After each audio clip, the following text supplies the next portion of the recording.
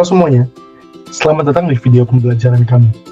Video ini kami buat sebagai bagian dari ujian akhir semester mata kuliah OPCS 1135. Kami dari kelompok 1 akan memperagakan dua contoh komunikasi antara calon klien dan admin di Biro Psikologi. Fokus kami adalah memperlihatkan pentingnya etika komunikasi, baik secara verbal maupun non-verbal. Karena di dunia psikologi, komunikasi bukan sekedar menyampaikan informasi, tetapi juga menciptakan rasa aman, nyaman, dan percaya. Permisi, ini tempat konsultasi psikologi ya? Iya, ada apa? Saya lagi banyak pikiran dan punya masalah keluarga. Dan saya ya pengen cerita ke profesional. Ya daftar dulu aja. Harganya saya nggak hafal. Nanti dicek sendiri aja ya di situ. Terus prosesnya gimana? Ya pokoknya isi form dulu aja. Nanti dihubungin, mungkin nunggu ya. Saya juga nggak ngurus bagian itu. Oh, iya udah deh. Makasih ya Mbak.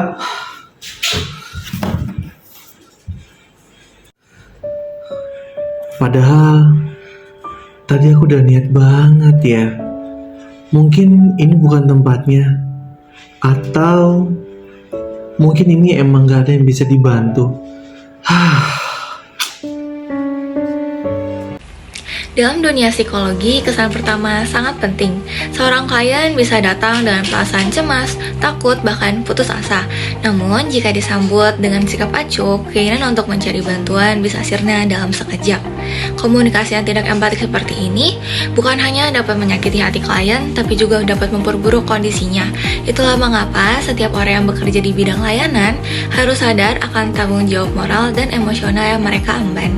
Sekarang, mari kita lihat bagaimana hasilnya jika komunikasi dilakukan secara empatik dan profesional. Selamat siang, Mbak. Saya mau konsultasi. Saat ini, saya sedang mengalami masalah dalam pernikahan saya. Selamat siang, Kak. Terima kasih sudah datang ke sini. Saya senang sekali Kakak memilih tempat ini untuk mencari bantuan. Semua di sini bersifat rahasia dan profesional.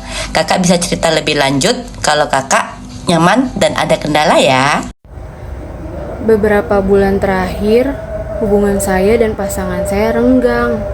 Kami jarang bicara, sering salah paham. Saya bingung harus mulai dari mana. Kakak tidak sendirian kok, banyak pasangan yang menghadapi hal serupa. Kami menyediakan layanan konseling pernikahan yang bisa membantu setiap sesi berlangsung 50 menit, biayanya 150.000. Kita juga bisa sesuaikan jadwal dengan waktu kakak. Kalau saya belum yakin bisa cerita banyak di awal, gimana ya? Itu sangat wajar kak, kakak akan didampingi oleh psikolog profesional yang akan mendengarkan tanpa menghakimi. Kita mulai pelan-pelan dengan apa yang kakak rasakan nyaman untuk dibagikan. Wah, saya merasa lebih tenang sekarang. Saya mau lanjutkan prosesnya. Baik, terima kasih atas kepercayaannya ya kak. Silakan duduk, saya bantu proses formnya sekarang. Tadi aku datang dengan cemas, takut kalau nggak didengar. Tapi ternyata diterima dan dimengerti itu rasanya luar biasa. Respon admin yang komunikatif, informatif, dan penuh empati tidak hanya membuat klien merasa dirinya dihargai, akan tetapi menjadi awal perjalanan mereka menuju kesembuhannya. Dalam psikologi, kosakata dan gestur badan memiliki banyak makna.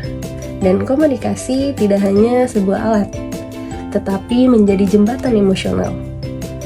Maka dari itu, profesionalitas di bidang ini perlu untuk memahami komunikasi yang terbuka, yang hangat, dan penuh empati.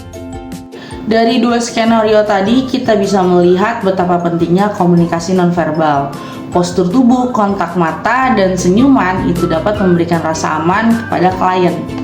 Komunikasi verbal juga tak kalah penting. Pilihan kata yang tepat, nada suara yang hangat, serta cara menyampaikan informasi yang runtuh dapat membuat klien merasa diterima dan tidak sendirian. Sebagai calon tenaga profesional, kita harus ingat bahwa klien bukan hanya butuh solusi, Mereka butuh didengar, diterima, dan diyakinkan bahwa mereka berharga. Kadang, satu sapaan ramah bisa menjadi titik awal pemulihan. Jangan pernah remehkan kekuatan dari komunikasi kecil yang penuh empati. Semoga video ini bisa menjadi pembelajaran bagi kita semua, bahwa dalam dunia psikologi, komunikasi yang tepat bukan hanya etika, tapi juga wujud dari kepedulian dan profesionalisme. Terima kasih ya telah menonton video kami. Sampai jumpa di kesempatan berikutnya. Dan mari kita terus belajar menjadi komunikator yang lebih baik. Terima kasih.